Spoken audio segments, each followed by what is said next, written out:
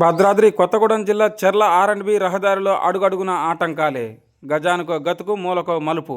ఎక్కడ ఏ ప్రమాదం జరుగుతుందో తెలియని దుస్థితి. చిన్నపాటి వర్షానికే జలపాతాలను తలపిస్తున్న గోతులు పూడ్చేందుకు సిప్స్ కుప్పలు పోశారు, ప్యాచ్ వర్క్ మర్చారంటూ వాహనదారుల ఆందోళన.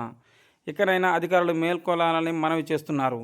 భద్రాద్రి కొత్తగూడెం జిల్లా వెంకటాపురం టు భద్రాచలం వరకు ఆర్&బి రహదారులు ఇసుక లారీల కారణంగా చాలా చోట్ల బీటీ రోడ్డు నామరూపాలు లేకుండా దెబ్బతిన్నాయని, గోతులమయంగా మారి ప్రయాణికుల పాలిటి శాపంగా మారిందని, గజానికో గతుకు మూలకో మలుపు ఉండడంతో ఎక్కడ ఏ ప్రమాదం జరుగుతుందో తెలియని పరిస్థితి నెలకొంది.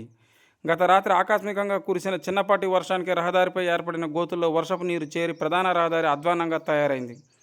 ఇటీవల గోతులు పడిన చోట ప్యాచ్ వర్క్ కోసం అక్కడక్కడ సిప్స్ కుప్పలు పోశారు, గుంతలు పూడ్చడం మర్చారంటూ వాహనదారులు ఆరోపిస్తున్నారు. పలు ప్రాంతాల్లో రహదారులు ప్రమాదాలకు నిలయంగా మారాయి.